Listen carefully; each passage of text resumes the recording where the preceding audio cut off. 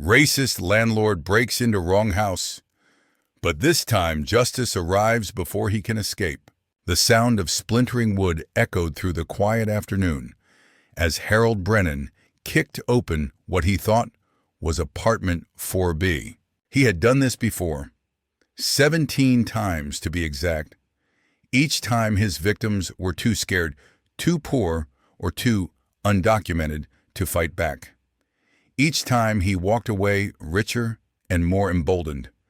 But today, as his steel-toed boot connected with mahogany instead of cheap particle board, Harold Brennan had just made the biggest mistake of his predatory life. The address read 418 Maple Street. His target lived at 418 Maple Avenue. Inside the house he had just violated sat federal judge Patricia Williams' mid-afternoon tea break between reviewing cases that would reshape civil rights law. Her security detail was positioned strategically around the property. Her body cameras were rolling, and her patience for men like Harold Brennan had run out decades ago. The racist landlord who had terrorized immigrant families for years was about to learn that justice doesn't always arrive in a courtroom. Sometimes it kicks down your door when you kick down someone else's. If you find value in real stories told with clarity and truth, make sure to subscribe to stay informed with Real Father's Story. The Predator's Routine.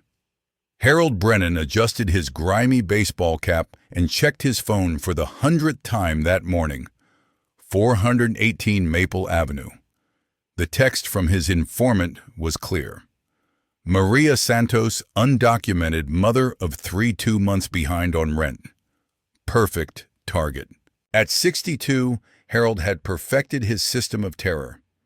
He owned 43 properties across the poorest neighborhoods in the city, each one a weapon in his private war against anyone whose skin didn't match his pale, weathered complexion. The law was supposed to protect tenants, but Harold had learned long ago that fear worked faster than any court order. His pickup truck, adorned with Confederate flag stickers and rust spots, idled outside what he believed was Maria's building. The engine coughed black smoke into the crisp October air. Harold's fingers drummed against the steering wheel as he rehearsed his usual script. Kick in the door, scream about deportation, grab whatever looked valuable, leave the family traumatized and compliant. 17 for 17, he muttered to himself, spitting tobacco juice into a McDonald's cup. These people learn real quick when you show them who's boss. He had started small 5 years ago. A racist comment here, an accidental utility shutoff there. But as his confidence grew, so did his cruelty. Last month he had thrown the Ramirez family's belongings into the street during their daughter's quinceañera.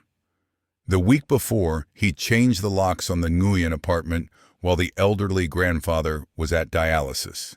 Harold stepped out of his truck, steel-toed boots hitting the pavement with authority.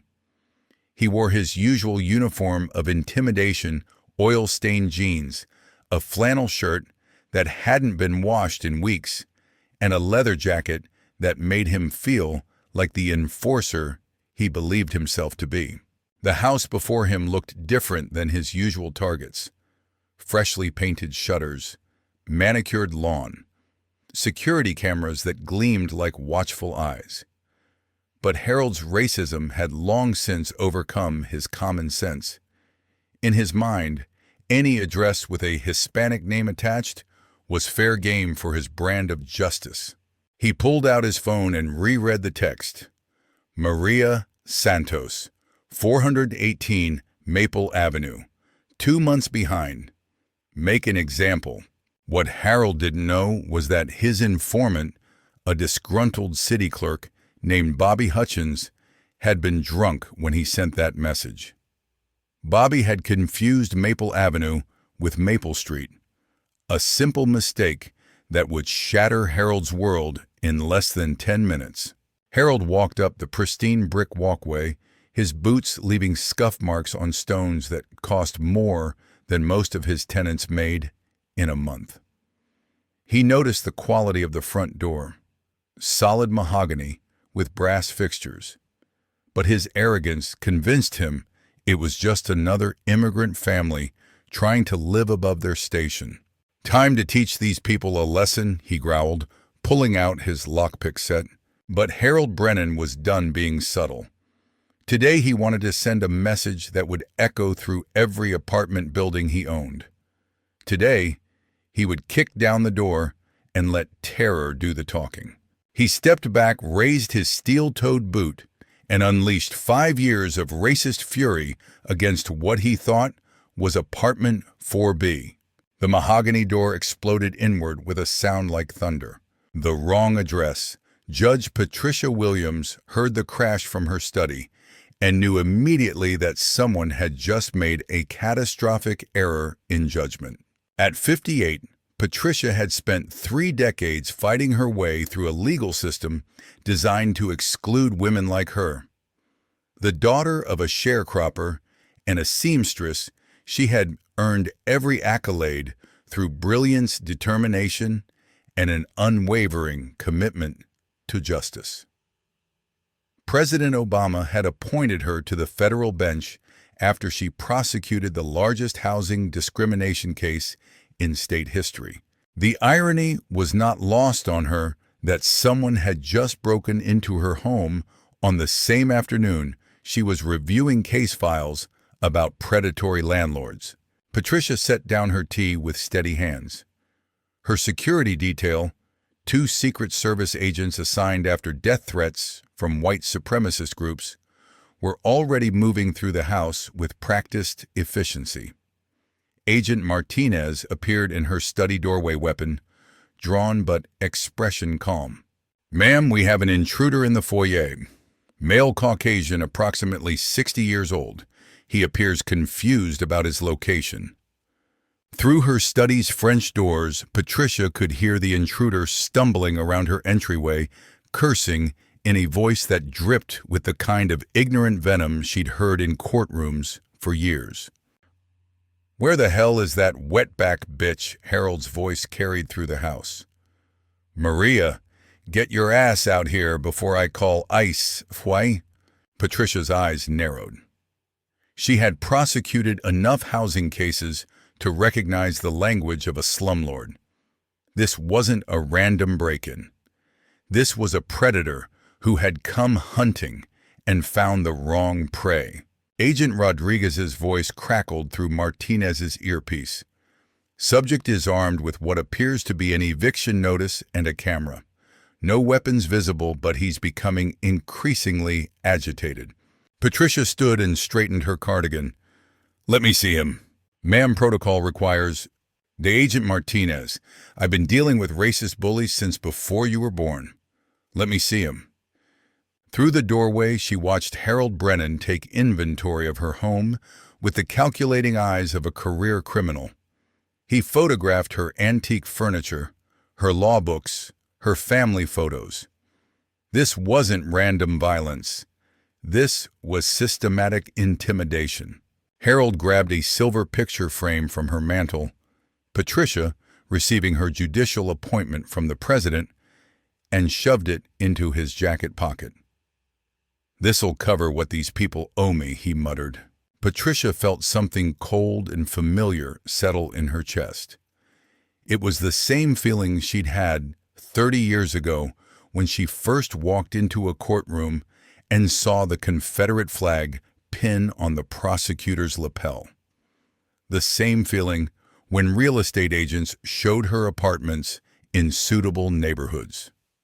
The same feeling when her own law school classmates suggested she'd only been admitted because of affirmative action.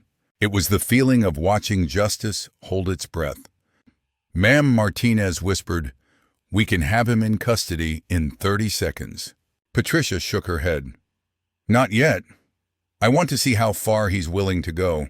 Harold was now rifling through her desk drawers, pocketing anything that looked valuable. He found her checkbook and laughed. Patricia Williams. Sounds about right. These people always try to pick American-sounding names. He pulled out his phone and began filming a video message. This is what happens when you don't pay your rent, Maria. I'm taking your stuff, and next time, it'll be your kids. Patricia had heard enough. She stepped into the foyer, her presence filling the room like a gathering storm. Harold looked up from her desk, his face cycling through confusion, anger, and the dawning realization that something was very, very wrong.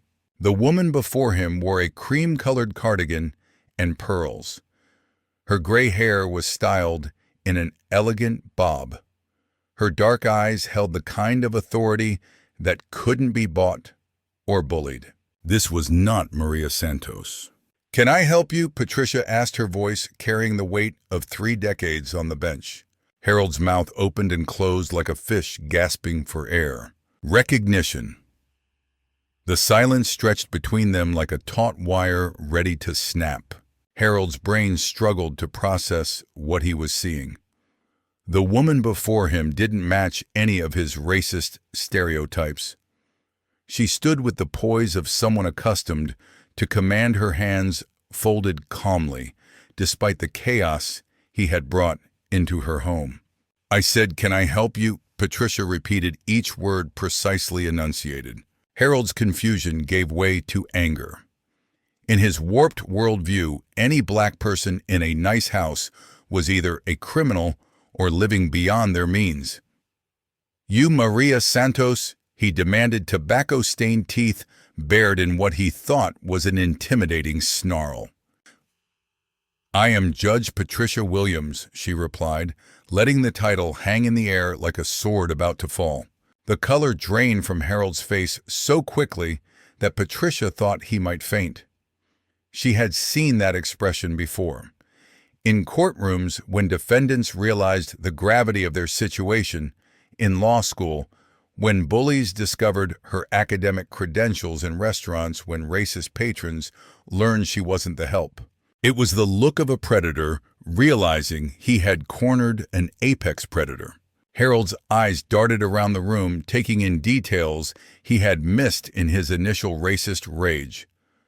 The law books weren't props. They were working tools, some bristling with bookmark tabs. The diplomas on the wall weren't participation trophies. They were from Harvard, Georgetown, and Yale. The family photos weren't of immigrants trying to blend in. They showed Patricia shaking hands with presidents, receiving awards from the NAACP, delivering keynote speeches at legal conferences. "You're in my home," Patricia continued, her voice never rising above conversation level, but somehow filling every corner of the room. "You broke down my door. You're stealing my property. And you're filming threats against someone named Maria Santos." Harold clutched the stolen picture frame like a lifeline.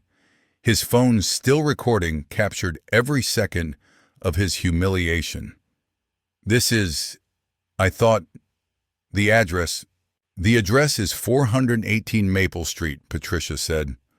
"I believe you were looking for 418 Maple Avenue." Agent Martinez stepped in to view his presence, a silent reminder that this situation was about to become official. Harold's eyes fixed on the federal badge clipped to Martinez's belt, and Patricia watched understanding bloom across the landlord's racist features like a toxic flower. Federal judge, federal agents, federal charges. Harold had spent years terrorizing families who couldn't fight back, families who feared calling the police more than they feared him. But now he stood in the home of someone who didn't just know the law. She was the law. Patricia walked to her desk and calmly retrieved her checkbook from Harold's jacket pocket. His hands were shaking too badly to resist. "Tell me about Maria Santo," she said. She owes rent." "How much?"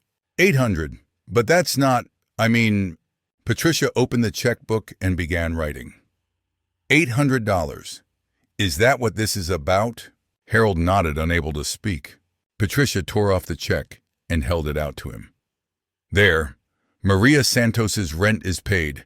Now get out of my house. Harold stared at the check like it might bite him. $800. The amount he had used to justify 17 home invasions, countless threats, and years of systematic terror against immigrant families. Patricia Williams had just written it without blinking. Take it, she said. Harold's hand trembled as he reached for the check, but Patricia pulled it back. On second thought, she said, her voice carrying a hint of steel that made Harold's knees weak, I think we need to have a longer conversation about your business practices. She looked at Agent Martinez. I believe this gentleman is about to confess to a pattern of housing discrimination, illegal entry theft, and intimidation based on race and national origin. All federal crimes. Harold's racist bravado crumbled completely. Please, I didn't know. You thought what Mr. Brennan, Patricia, had read his name from the eviction notice clutched in his other hand. You thought that because you believed a Latina woman lived here, you had the right to break into her home and terrorize her family. The stolen picture frame slipped from Harold's nerveless fingers and shattered on the hardwood floor. The reckoning begins. Patricia looked down at the broken glass and felt something shift inside her chest. The shattered frame held a photo from her swearing-in ceremony, her mother's proud face beaming as her daughter achieved what 3 generations of sharecroppers had dreamed possible. Harold's boot had tracked mud across the same floor where Patricia's grandchildren played. His racist hands had touched the same desk where she wrote opinions that protected civil rights. His venomous words had poisoned the same air where she hosted dinner parties for Supreme Court justices. This was personal now. Nay, Agent Martinez. Patricia said, her voice taking on the tone she used for sentencing hearings. Please read Mr. Brennan his rights. He's going to need them. Harold's legs buckled. Wait, please, I can explain. You broke federal law in a federal judge's home while federal agents watched. Patricia interrupted. What exactly do you think there is to explain? Agent Rodriguez appeared in the doorway, having secured the perimeter. Ma'am, we've run his plates. Harold James Brennan, age 62. 43 properties registered under various LLCs. 17 complaints filed against him in the past 2 years for landlord harassment, all cases dismissed due to lack of witness cooperation.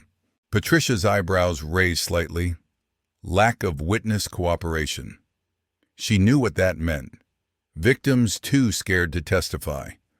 Families choosing homelessness over facing their tormentor in court. A system that protected predators because their prey couldn't risk exposure. 17 complaints, she repeated.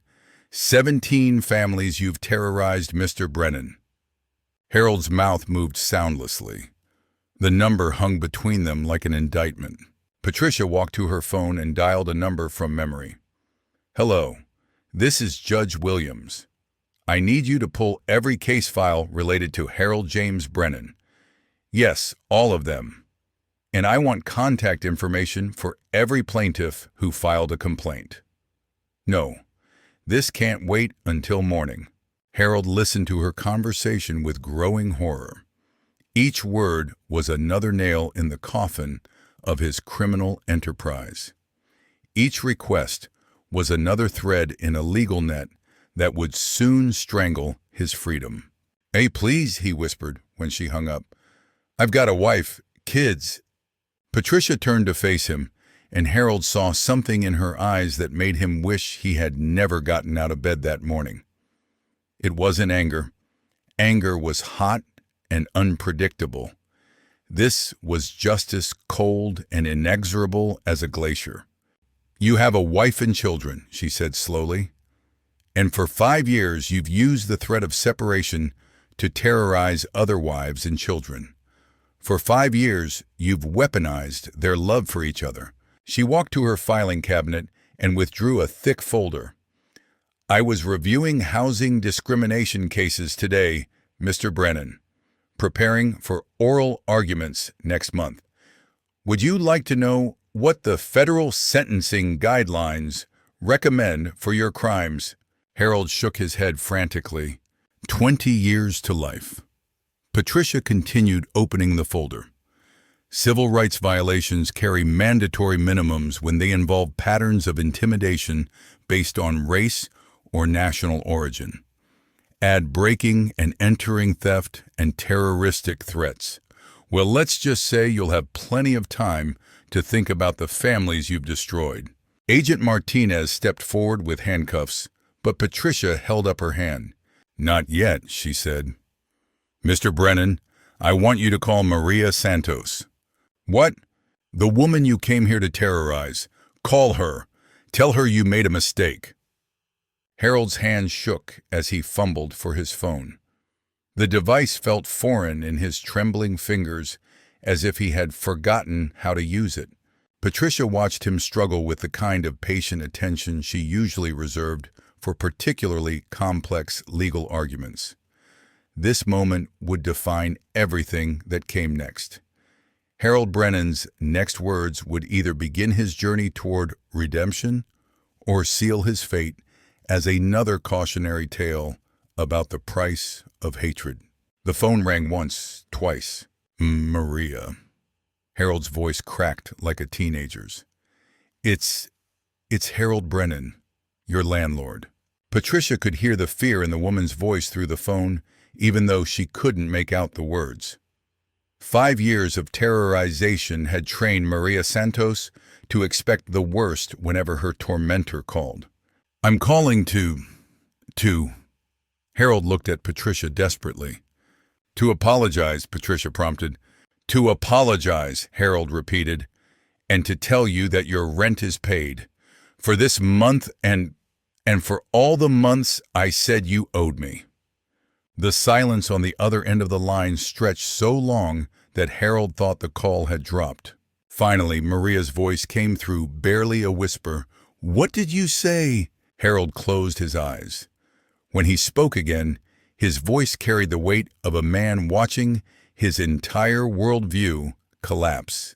I said, I'm sorry, Maria, and you don't owe me anything anymore. The weight of truth.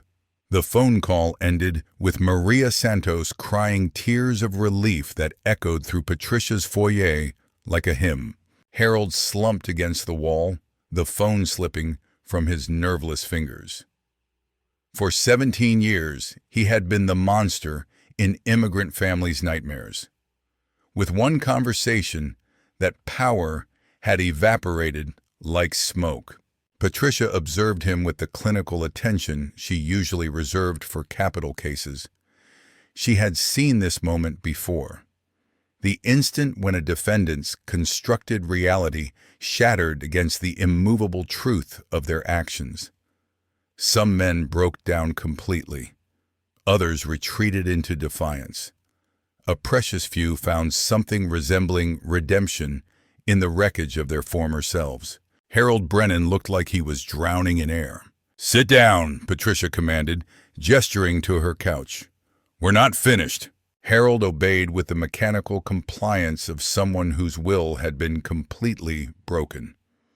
He perched on the edge of the expensive leather furniture like he might contaminate it with his presence. Patricia remained standing, a prosecutorial habit that gave her psychological advantage in difficult conversations. Tell me about the Ramirez family, she said. Harold's head snapped up. How do you... Tell me. The words came out in a rush, as if a dam had burst in Harold's chest. They were 3 months behind. I needed to make an example. The daughter was having some kind of party, all these people around, and I threw their stuff in the street, made them pack up in front of everybody. A quinceañera, Patricia said quietly. What? The party. It was a quinceañera, a coming-of-age celebration for their 15-year-old daughter. Harold's face crumpled. The abstract cruelty of his actions suddenly had a name, an age, a purpose. I didn't know. You didn't want to know, Patricia corrected. Tell me about the Nguyen family. The old man was sick, always at the hospital. I changed the locks while he was gone, told them it was for non-payment, but really, Harold's voice trailed off. You just what? I wanted them gone. They made the building smell like their food, always talking in their language. The other tenants complained. Patricia felt a familiar rage building in her chest, but she kept her voice level. The other tenants complained about the smell of Vietnamese cooking and the sound of Vietnamese conversation. Yes, Yen Yu decided that justified making an elderly man with kidney failure homeless. Harold nodded miserably. Patricia walked to her window, looking out at the street where Harold's pickup truck sat like a monument to ignorance. The Confederate flag stickers seemed to mock her from across the lawn, relics of a war her ancestors had fought to end and that men like Harold refused to let die.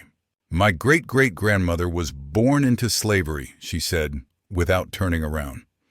She died free, but she never learned to read. My great-grandmother cleaned white people's houses for 50 years and saved every penny so her children could go to school.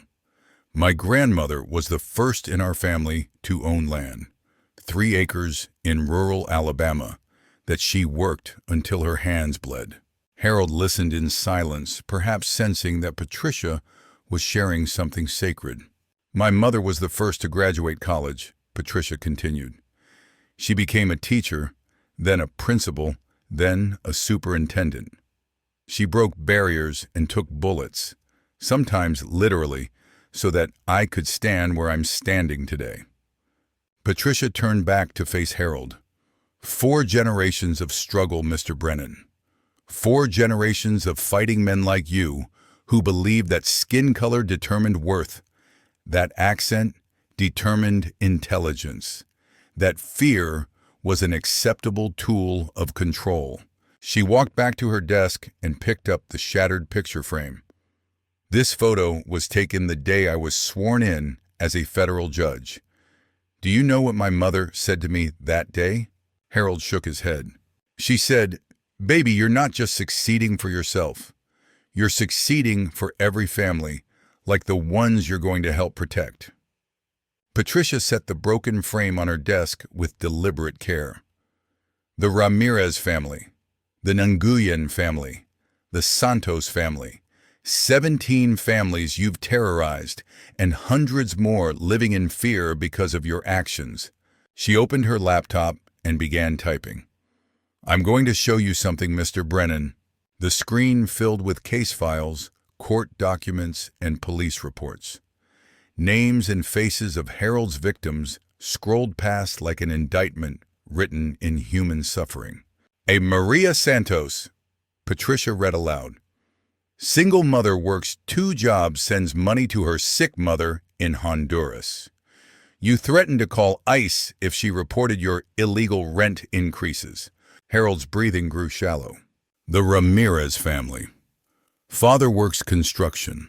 Mother cleans offices at night. 3 children, all honor students. You destroyed their daughter's quinceañera dress when you threw their belongings into the street. A strangled sound escaped Harold's throat. And the Nguyen family. Refugees who escaped Vietnam with nothing built a small business, cared for their elderly father, until you made them choose between his medical care and their housing. Patricia closed the laptop with a sharp click. 17 families, Mr. Brennan. 17 stories of people trying to build better lives while you profited from their fear. Harold was crying now, ugly sobs that shook his entire body. I never thought about them as people. The admission hung in the air like a confession waiting for absolution. Patricia studied Harold's tear-stained face and made a decision that would change both their lives forever. The choice. Stop crying, Patricia said, her voice cutting through Harold's sobs like a blade. Tears don't undo 17 families' worth of trauma. Harold wiped his face with the back of his hand, leaving streaks of dirt and shame across his cheeks. What happens now? Patricia looked at Agents Martinez and Rodriguez, both standing ready to process Harold through the federal justice system. One word from her would begin a legal avalanche that would bury Harold Brennan for the rest of his natural life. That depends, she said slowly, on whether you're capable of being something other than what you are. Harold's confusion was evident. In his simple worldview, crime led to punishment, action to consequence. The possibility of choice in this moment was beyond his comprehension. Patricia pulled out her phone and scrolled through her contacts. I'm going to call 17 families, Mr. Brennan. I'm going to tell them that their landlord broke into a federal judge's home by mistake, and that they now have options they didn't have this morning. Options. They can press charges. Civil rights violations, harassment, illegal, eviction, theft, intimidation. The federal government will represent them, and they will win. You'll go to prison, your properties will be seized, and they'll receive substantial settlements from your assets. Harold's face went white. His entire criminal empire built on the assumption that his victims were too powerless to fight back was crumbling in real time. Or Patricia continued, we can discuss an alternative. She walked to her safe and withdrew a thick folder. I've been working on a housing justice initiative for 3 years. Federal oversight of predatory landlords, mandatory tenant education programs, and a rehabilitation system for offenders who show genuine remorse. Harold stared at the folder like it might contain his salvation or his doom. You would plead guilty to federal civil rights violations, Patricia explained. You would surrender ownership of all your properties to a community land trust. You would spend 2 years in minimum security federal prison, followed by 5 years of supervised community service. Community service, YDAs. You would work directly with immigrant families. Housing, counseling, legal aid translation, tenant rights education. You would spend every day for 5 years undoing the harm you've caused. Harold's mouth opened and closed soundlessly. The proposal was so far outside his understanding of how the world worked that he couldn't process it. Patricia sat down across from him, close enough that he could see the steel in her dark eyes. But here's the thing, Mr. Brennan. This alternative only works if you genuinely understand what you've done wrong. Not just that you got caught, not just that you're facing consequences, but that you spent 5 years terrorizing innocent families for no reason other than the color of their skin and the sound of their names. She leaned forward. Do you understand that? Harold met her gaze for the first time since she'd entered the room. Yes, I think so. You think so? Yes, I do understand. What I did was, it was evil. The word hung between them like a bridge spanning an impossible chasm. Patricia studied Harold's face with the intensity she usually reserved for the Supreme Court briefs. She had prosecuted enough hate crimes to recognize the difference between genuine remorse and strategic performance. Harold's confession felt real, raw and broken and honest in a way that couldn't be manufactured. Agent Martinez, she said, without breaking eye contact with Harold, I need you to call the U.S. Attorney's Office. Tell them I have a plea arrangement to propose. Ma'am, are you sure about this? Patricia finally looked away from Harold. No, she said honestly. I'm not sure about anything. But justice isn't always about punishment. Sometimes it's about transformation. She turned back to Harold. But understand this, Mr. Brennan. If you accept this deal, if you choose rehabilitation over retribution, there's no going back. You will spend the next 7 years of your life proving that people can change. You will face every family you've hurt and ask for their forgiveness. You will work twice as hard to build them up as you did to tear them down. Harold nodded frantically.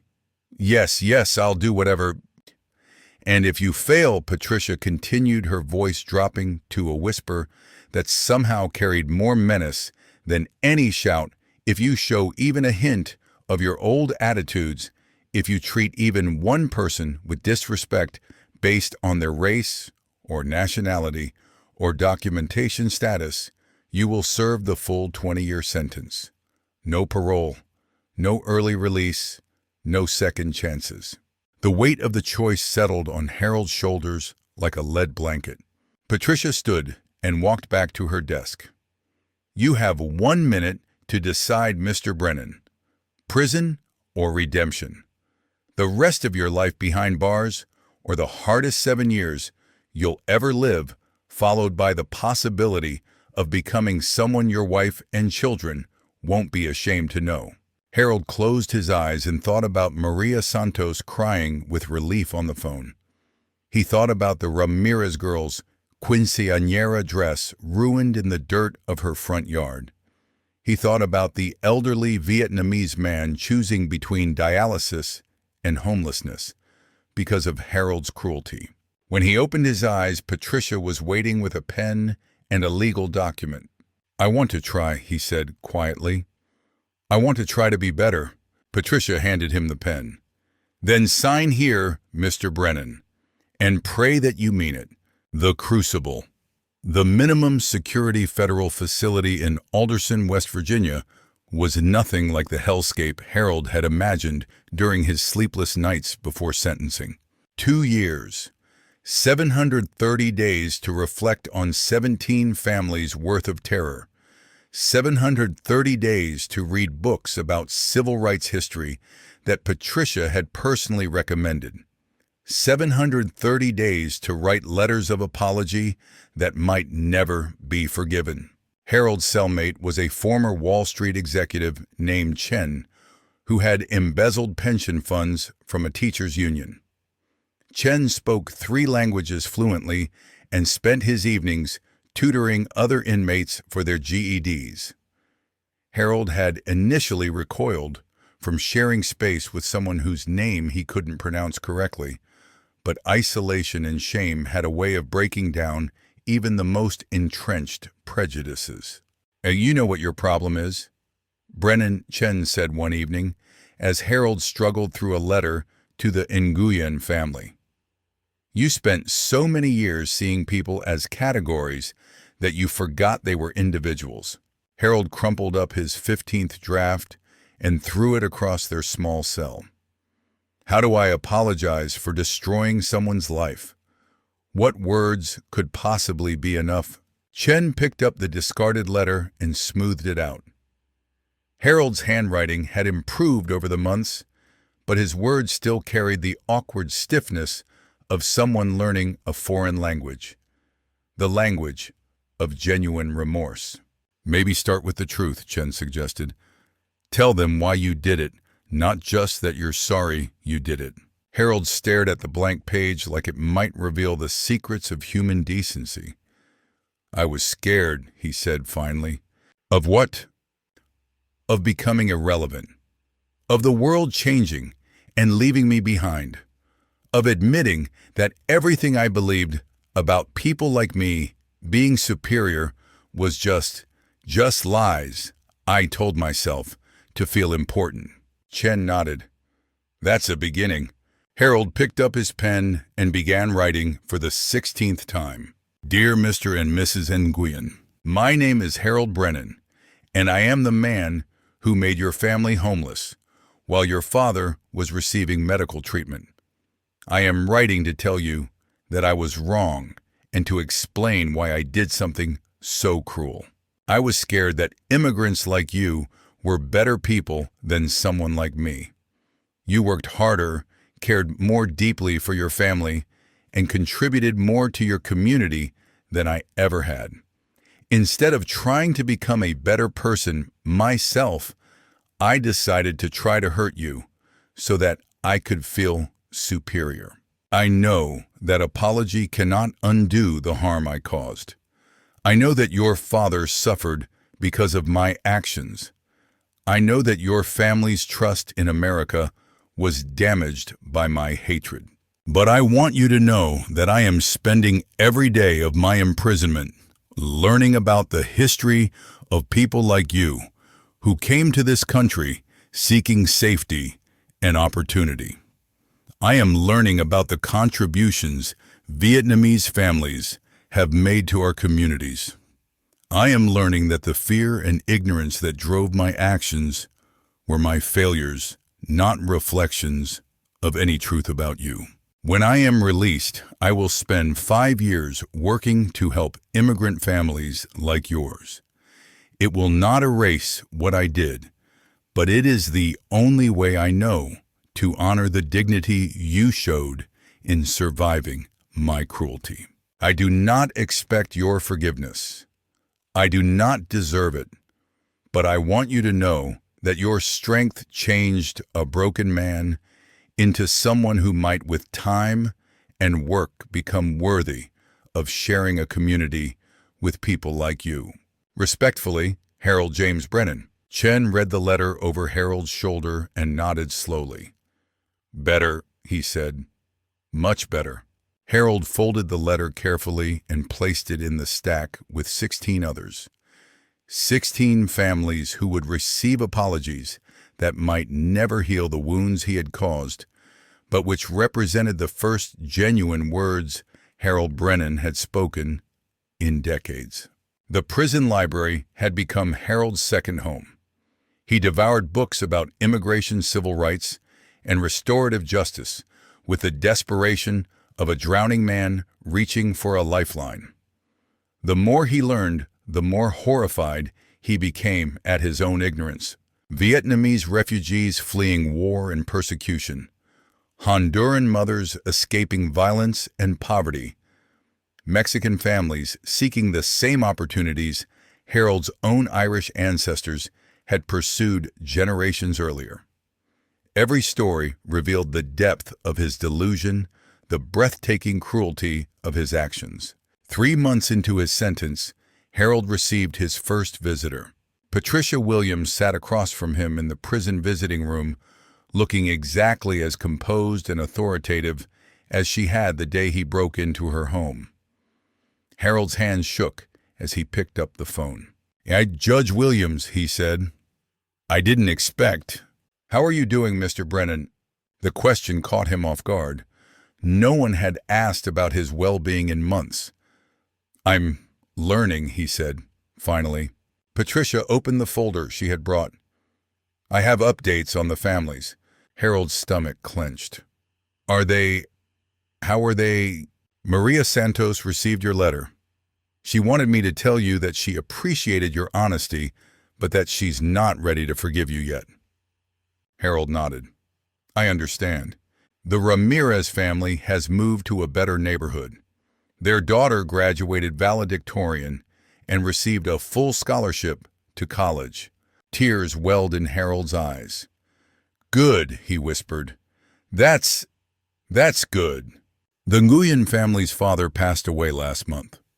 The words hit Harold like a physical blow. He doubled over in his chair, the phone slipping from his hand.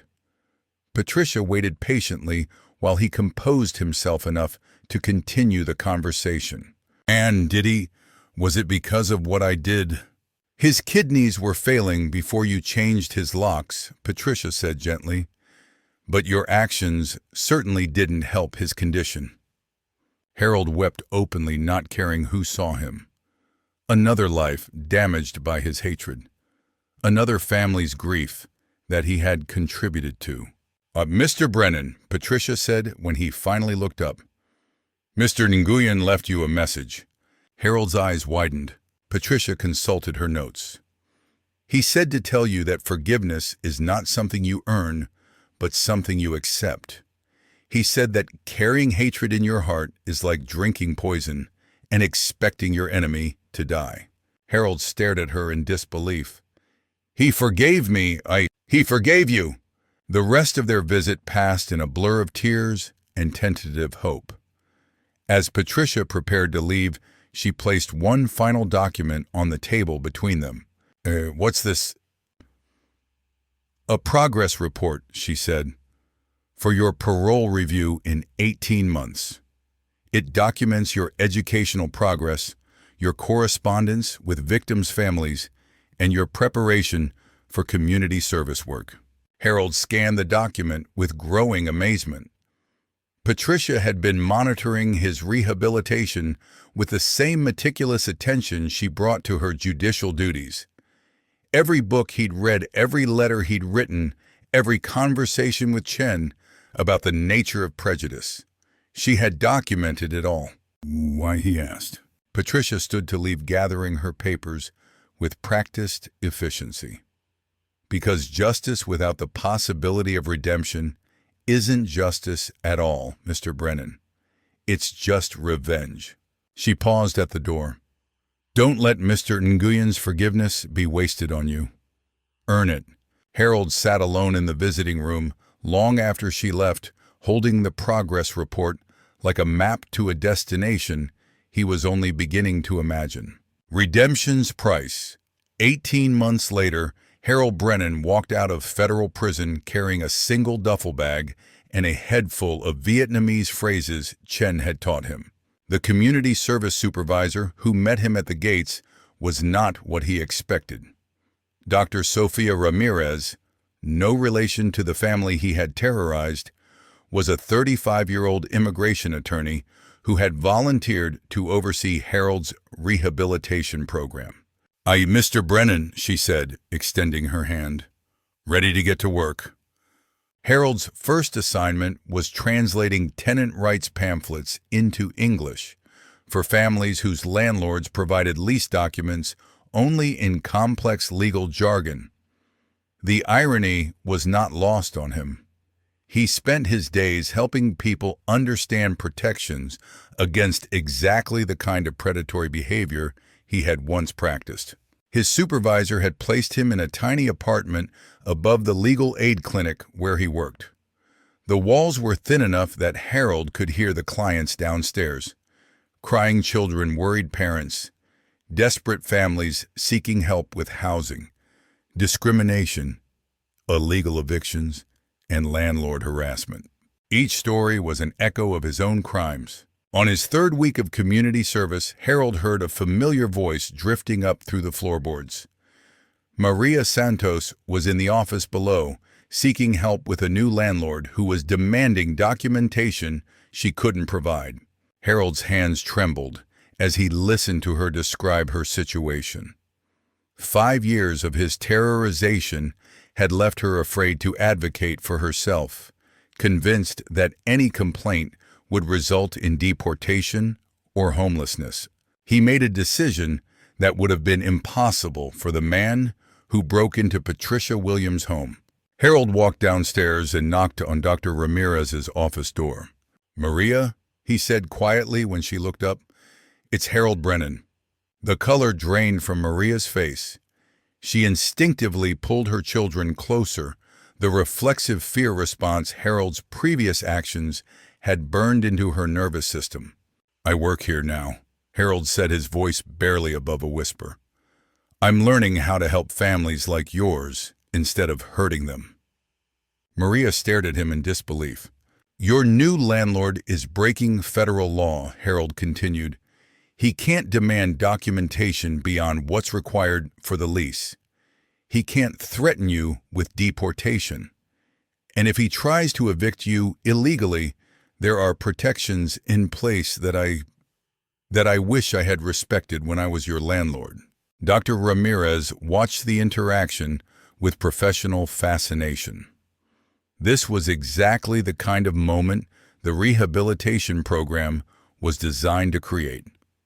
Perpetrator and victim meeting in a context of healing rather than harm. "Why should I trust you?" Maria asked. Harold nodded. "You shouldn't. But Dr. Ramirez is one of the best immigration attorneys in the state, and she can protect you in ways I never allowed when you were my tenant." He reached into his pocket and pulled out a folded piece of paper. "This is a list of every legal protection you have as a renter in this state. I wrote it in Spanish and English. Take it with you, and if your landlord violates any of these rights, come back here." Maria took the paper with shaking hands. Harold had learned enough Spanish in prison to write basic legal concepts, another skill Chen had insisted would be essential for his community service work. "I also want you to know," Harold said, "that Judge Williams helped me set up a fund for the families I hurt. There's money available for security deposits if you need to move for legal fees, if you need to fight an eviction for emergency expenses, if your landlord retaliates." Maria's eldest daughter tugged on her mother's sleeve and whispered something in rapid Spanish. "She wants to know if you're the same man who threw our things in the street," Maria translated. Harold knelt down to the little girl's eye level. "Yes," he said in careful Spanish. "I am very sorry for hurting your family." The child studied his face with the unforgiving honesty that only children possess. Finally, she said something else to her mother. "She says you look different now," Maria translated. "I am different now," Harold replied. "Or I'm trying to be." Dr. Ramirez spent the next hour walking Maria through her legal options, with Harold serving as translator and legal educator. It was the first time in his adult life that Harold had used his knowledge of housing law to protect a tenant rather than exploit one. As Maria prepared to leave, she turned back to Harold one final time. "The money you sent for my rent," she said. "I used it to buy my daughter new school clothes. She starts high school next month." Harold's eyes filled with tears. That's wonderful, Maria. She's going to do great things. She wants to be a lawyer," Maria said, "like Judge Williams." After Maria left, Harold sat in the empty office and wept for the first time since prison. But these weren't tears of self-pity or shame. They were tears of something he hadn't experienced in decades, genuine pride in helping another human being. Dr. Ramirez found him there an hour later, still staring at the door through which Maria Santos had walked into a future her daughter could now imagine. How do you feel?" she asked. Harold wiped his eyes and considered the question. "Like I finally understand what Judge Williams meant about justice and redemption, which is, that punishment alone doesn't heal the people we've hurt, but work can, time can. Becoming someone different than who we were, that can start to heal things." Dr. Ramirez smiled. "You're learning, Mr. Brennan." Harold nodded. "I've got 4 more years to keep learning. 4 more years to try to balance the scales." As the sun set over the legal aid clinic, Harold began preparing for tomorrow's cases. A Vietnamese family facing discrimination from a housing authority. A Honduran father trying to recover a security deposit from a predatory landlord. A Mexican grandmother whose rental application had been rejected because of her accent. Each case was an opportunity to use his knowledge of the housing system's loopholes and cruelties to protect rather than exploit. Each family was a chance to prove that people could change, that hatred could be transformed into help, that the man who had terrorized 17 families could become someone who defended hundreds more. Harold Brennan pulled out a fresh legal pad and began drafting tenant rights materials in 3 languages. Outside his window, the city hummed with the voices of immigrants building new lives, their children dreaming of futures as federal judges and civil rights attorneys. And in a small apartment above a legal aid clinic, a former racist landlord worked late into the night, translating hope into languages he was finally learning to speak. The scales of justice, Harold realized, were heavier than he had ever imagined. But for the first time in his life, he was helping to balance them rather than tip them toward cruelty. It would take 4 more years of this work to complete his sentence. It might take a lifetime to truly earn forgiveness from the families he had hurt.